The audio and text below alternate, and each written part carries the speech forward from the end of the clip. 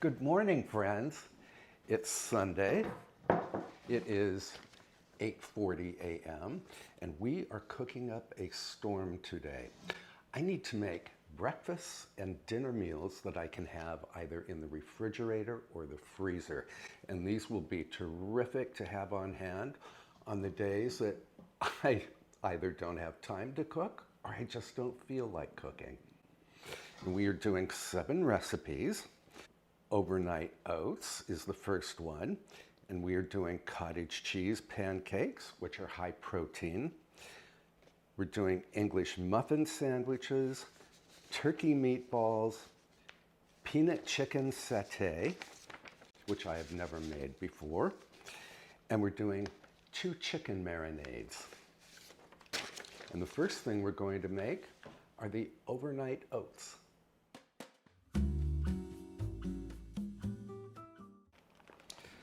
The last time I made overnight oats, I made, I think, 8 jars, but we finished them in about 3 days because overnight oats are so creamy and just wonderfully delicious. And I have all of my ingredients here, which you and I bought together at Tierra Farm a couple of weeks ago. I like to buy my oats and other things at Tierra Farm because they have a great price and everything is organic and fair trade. And I can put a link to Tierra Farm in the description below so that you can shop there too. Now I will post the recipe I'm following in the description box below. And I am doubling the recipe.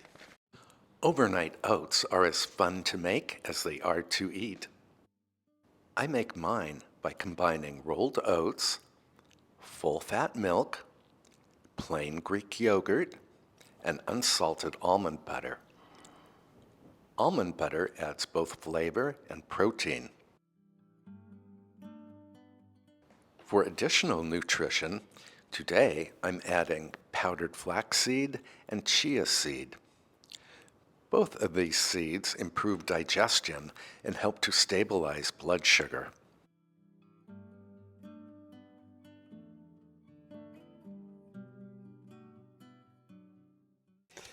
So the overnight oats will look very liquid at first, but as they sit in the refrigerator overnight, the oats absorb all of the liquid and just turn really creamy. Now, I also have some organic ceremonial cacao, but I'm not going to add it to this big batch here. I'm going to add it to some of the individual jars of overnight oats. And I think we are good and mixed here.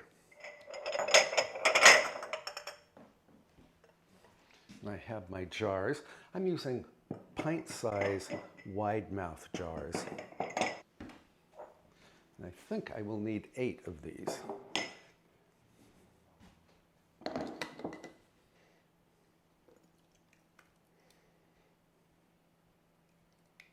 And I'm only filling the jars halfway. In other words, I'm putting 1 cup of the overnight oats in each jar. And this way I will have plenty of room to add toppings like blueberries, strawberries, raspberries, sliced banana.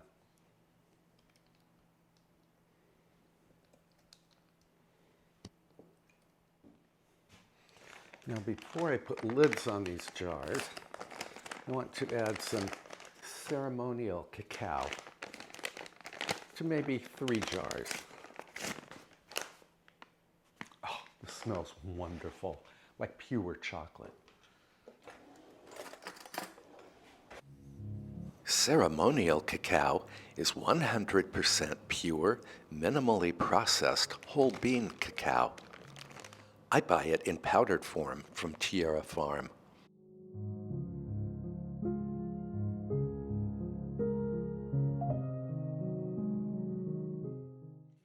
Now I thought I had enough screw-on wide mouth lids, but I only have 6 And I have 8 jars, but that's okay. I can use regular lids and bands for the remaining 2 jars.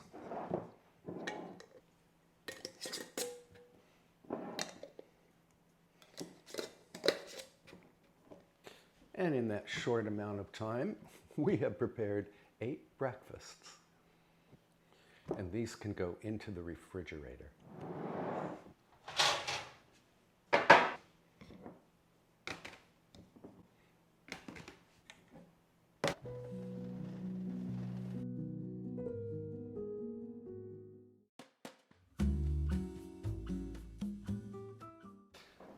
I just took a moment to clean up the few dishes we use for the overnight oats and to pull out the ingredients for the cottage cheese pancakes, which, if you have never tried them, are outrageously delicious. My only problem here is deciding if I want to double the recipe. And also, I need to guess whether or not a doubled recipe will fit in this blender. I say we go for it. And I will post the recipe I'm following in the description below. And again, I am doubling the recipe. So I need eggs. I'm going to use 1 dozen large eggs. Now, all of these shells will be broken up and then placed in my garden. And I need cottage cheese, 3 cups because I'm doubling the recipe.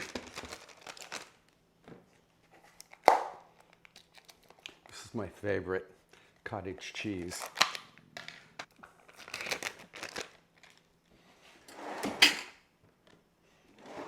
I need 1 whole container.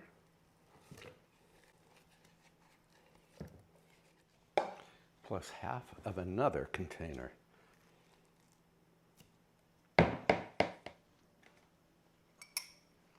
Salt,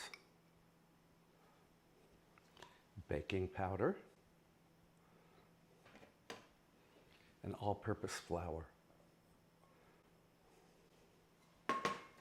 That's very little flour for this amount of batter. Oh, I also want to add a tiny, and I mean tiny, amount of sugar. You could use honey here. And just a splash of pure vanilla extract. It looks like everything fit. Yay! Now I'm going to blend this.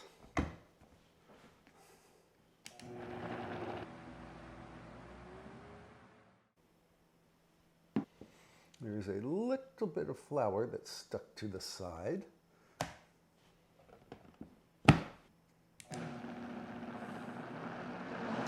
I like to use my electric skillet because it has more surface area than any of my stovetop skillets do.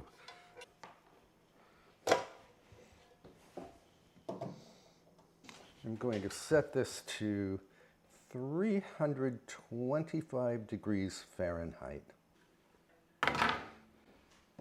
While we're waiting for that to heat up, I can put all of my ingredients away. Of course, I'm going to need racks for the pancakes. Now, these pancakes freeze perfectly. You just let them cool to room temperature, and then you can stack them, bag them, and freeze them. Cottage cheese pancakes are my favorite pancakes of all. Cottage cheese gives them a wonderful soft texture, plus a slight tang. We love to top the pancakes with butter and either honey or pure maple syrup. As you will see in just a moment, I made a whole mountain of the pancakes on this day.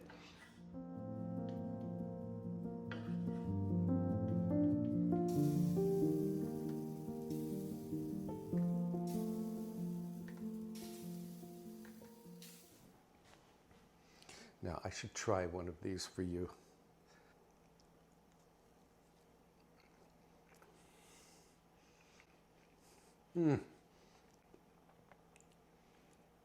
You haven't lived until you've tried a cottage cheese pancake. I mean, the cottage cheese makes all the difference. It's so creamy and wonderful. So look at all of the delicious cottage cheese pancakes we just made. I'm going to let these cool for a bit. I'll set the racks over here somewhere, get cleaned up, and then we can make the English muffin sandwiches.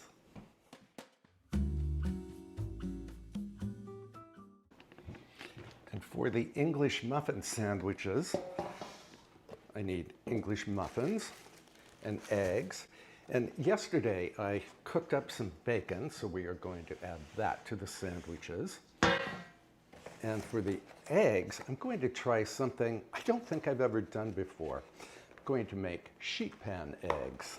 And I think I need probably 18 eggs.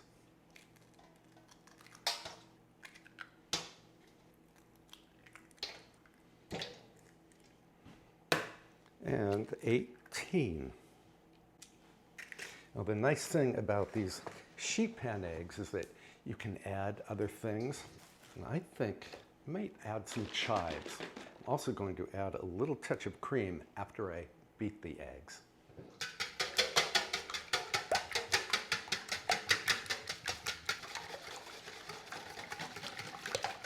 When you're beating eggs with a whisk, do not go round and around because you'll get nowhere with that technique.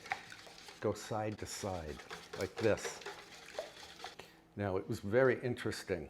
I looked at myriad recipes for sheet pan eggs or sheet pan omelets. Not one of them told you which size sheet pan to use. I'm going to use what's called a half sheet pan. It's the standard size cookie sheet. And I hope that I have beat enough eggs for that sheet pan. I can move you out of the way. Again, these will be crushed and put on my garden beds. And I need salt and pepper. Here is the sheet pan, which I have lined with parchment. I'm going to grease this really well because I do not want the eggs to stick. And on you go.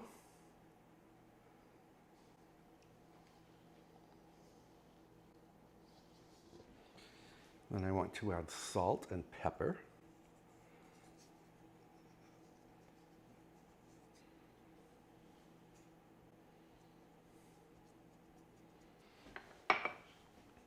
And some chives, which means we have to run out to the garden for a moment.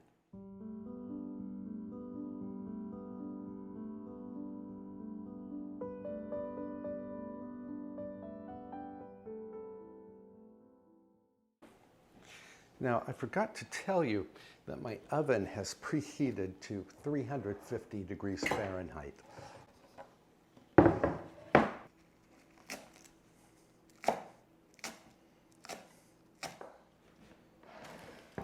Now I also wanted to add, some cheese to this sheet pan omelet. And I did take the time yesterday to shred some cheddar cheese.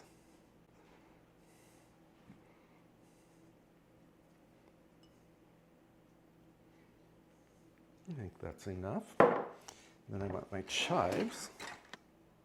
I can scatter over the top. Well, this looks pretty already. I just hope this oven method works out.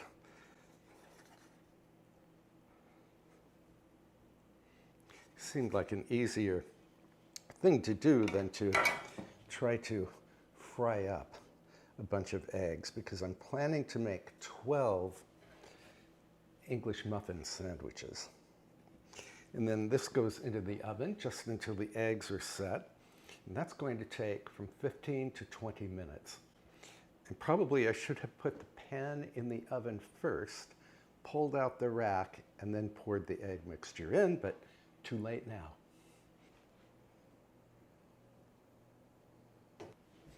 While the eggs are cooking, we can go ahead and slice up 12 English muffins. Now, normally I make my own English muffins, but today I've given myself permission to use store-bought English muffins. And I think these sandwiches will be great not only for breakfast, but also for lunch or even dinner.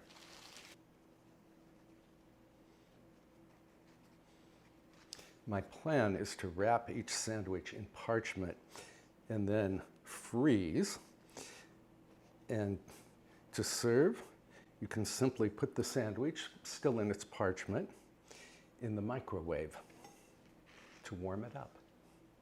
I forgot to tell you that I reserved the leftover chives for the turkey meatballs that we're going to make later today. And I'm going to bring another board over so I can transfer these muffins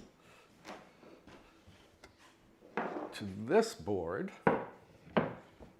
so that I can clean up my big cutting board. And here are the sheet pan eggs, or the sheet pan omelet. It looks fantastic. I just hope that I'm able to unmold it and cut into it without a hitch. Oh yeah, this is perfectly done. Let's see if I can unmold this. Kitchen tweezers to the rescue, maybe. Okay, this is really hot. I have to let this cool for a few minutes. So I let this cool for a few minutes, and then I've been playing around with it by slipping a flat spatula underneath. And the good news is the eggs are not sticking to the parchment. But how do you get it out of this pan? Should I just flip it? I need another glove. That worked. Now I want to invert it without tearing it. Well, maybe we will leave this just as it is and then cut it. And I'm not going to cut it into rounds, although the English muffins are round. I'm going to do squares. So my squares need to be about this wide.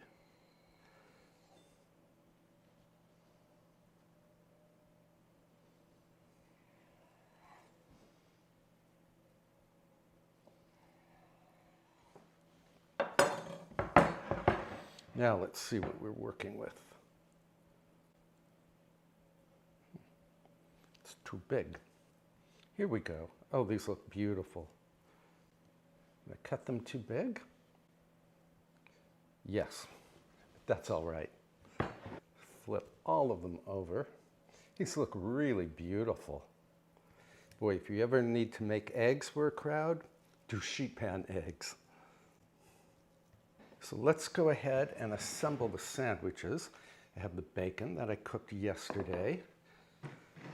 Oh, and I need some parchment.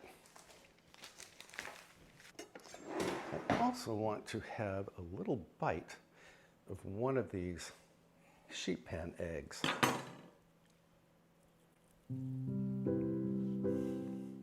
I have fallen in love with these bacon and egg English muffin sandwiches. They heat up beautifully in the microwave in just 90 seconds.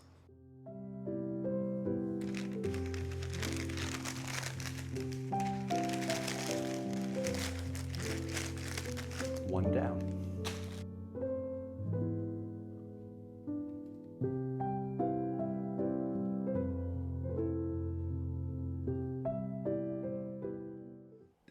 Yeah, I think these sandwiches are going to be just great to have on hand. Breakfast, lunch, dinner, or a midnight snack.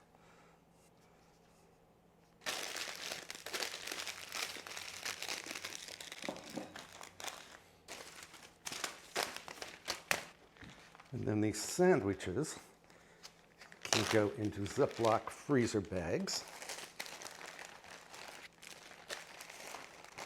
Oops, I should label the bag first. I always forget to do that.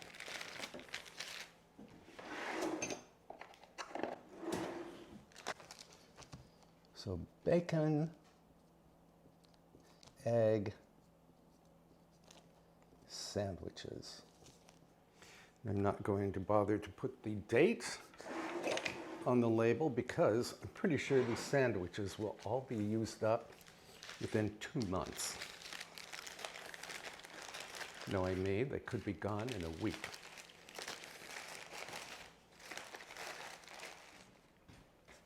And there we have it. 12 breakfast, lunch, or dinner freezer meals made in practically the blink of an eye. Now, I'm going to pop these into the freezer, and then for my lunch today, I'm going to enjoy this leftover sheet pan omelet, my last strip of bacon, and I will get cleaned up, and we can get cracking on the turkey meatballs.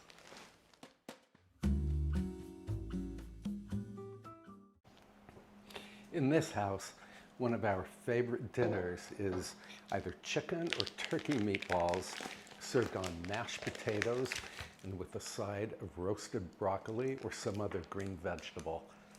And I like to make the meatballs and bake them and then freeze them. For these turkey meatballs, I have 4 pounds of turkey here that you and I bought together at Costco.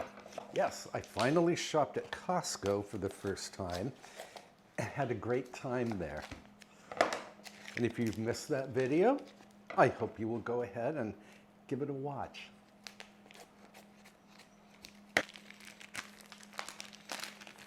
So I froze this turkey right after I brought it home from the store, and then I let it thaw for 2 days in the refrigerator. And I hope it has thawed adequately. I think it has.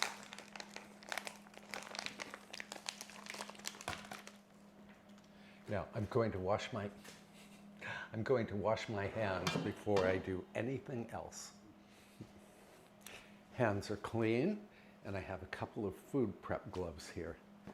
So let's see. I don't have an exact recipe that I'm following for these turkey meatballs, but I've made so many meatballs in my life, I don't think I need a recipe. So I have my turkey. I want to add, do I want 2 eggs or 3? Maybe 3.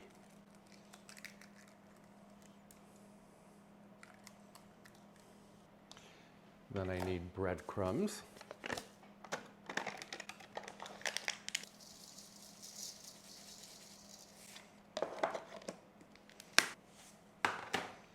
Parmesan cheese.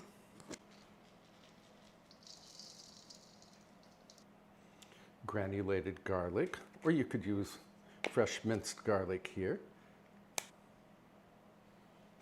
Granulated onion. Now, there was plenty of salt in the seasoned breadcrumbs, so I'm simply going to add pepper. I also need Worcester sauce. I have right here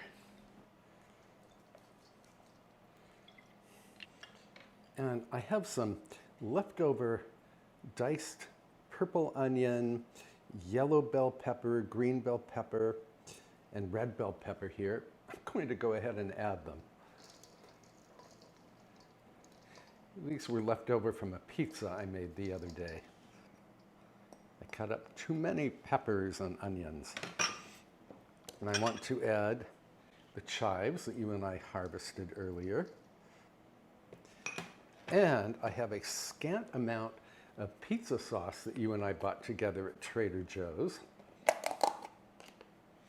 In you go.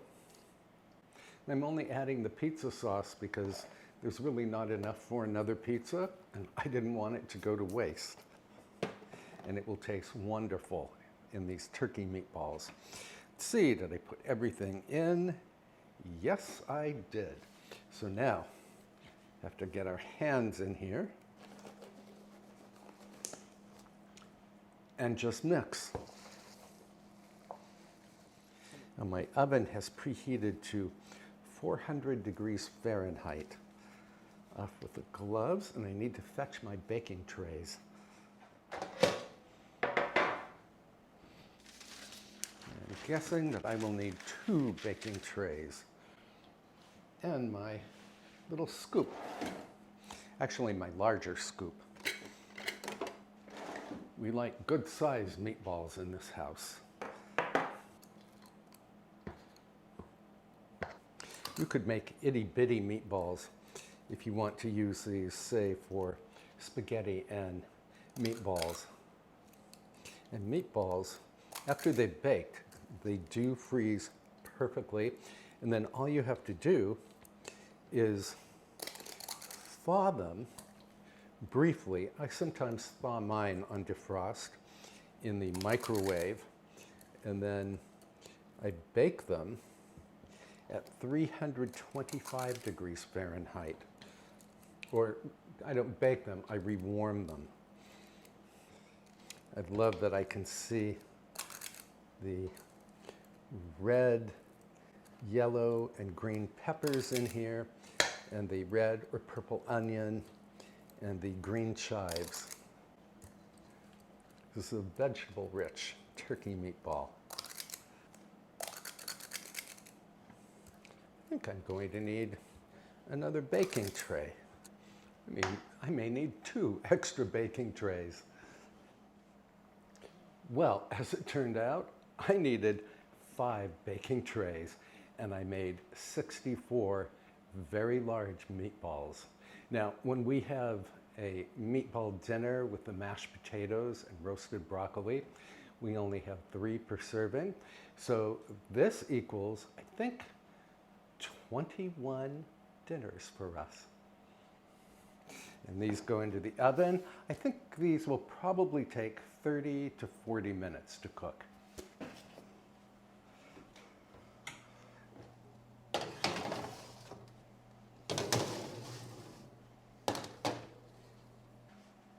A quick cleanup, and then we will move on to the next recipe. Thought I should sanitize my workstation here.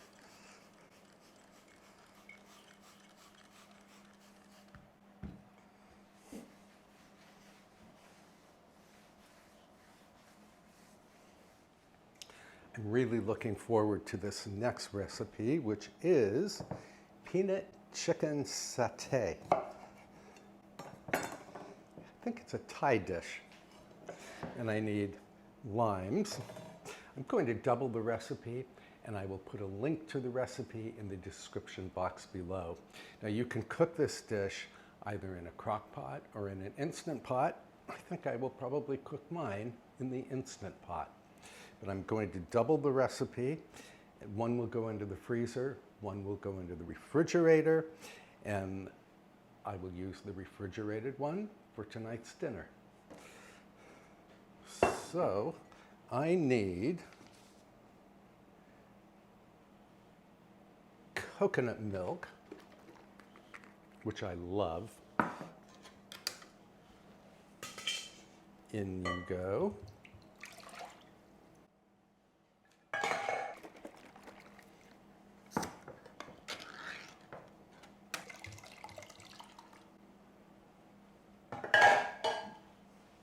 Then I need peanut butter, which I'm going to eyeball.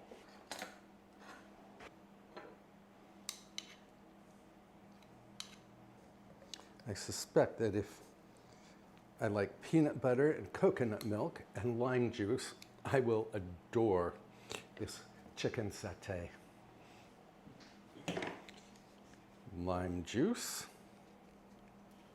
These are very small limes, so I'm using a lot of them.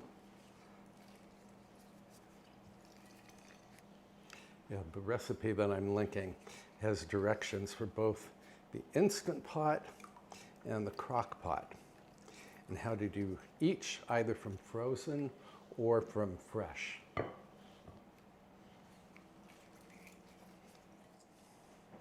And I need grated ginger. I'm using ginger paste because I have it on hand.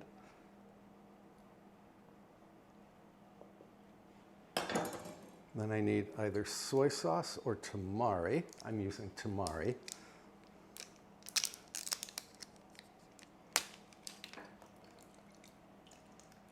Toasted sesame oil, one of my favorite things in the world. Minced garlic. I'm using garlic paste. Curry powder.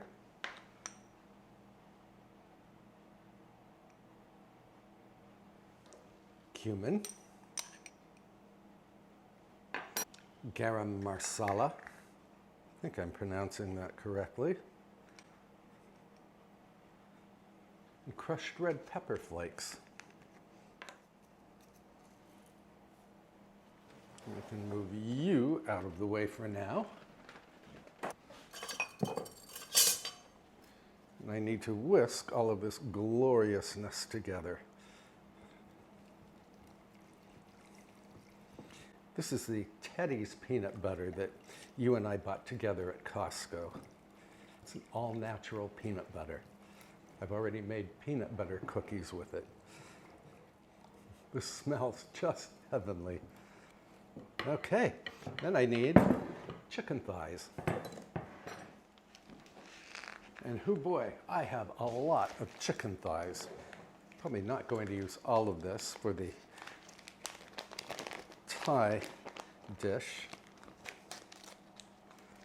I'm going to put these in Ziploc bags. Now, these chicken thighs are the ones I buy at my local farm store. They're very small. These over here are the ones I bought at Costco. I've not tried them before. How many are in here? I think just 2. I'm thinking, actually, I think that was 4 thighs. And each of these containers, I think, is about 1 pound.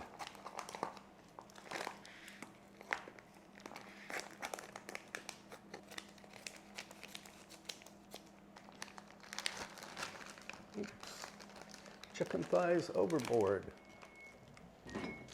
I think my meatballs might be ready.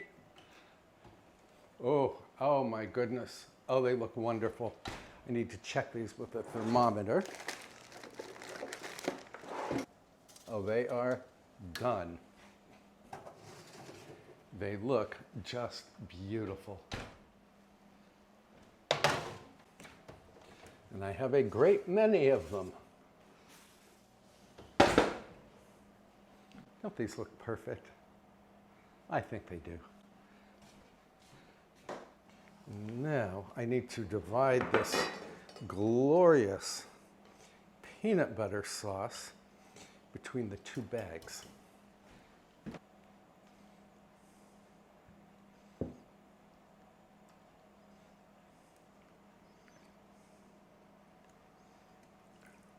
And there should be enough sauce here that I will have plenty of sauce with the chicken to serve over a bed of rice. I can just pour you right in. Et voila! We have 2 more fabulous meals done. Very easily.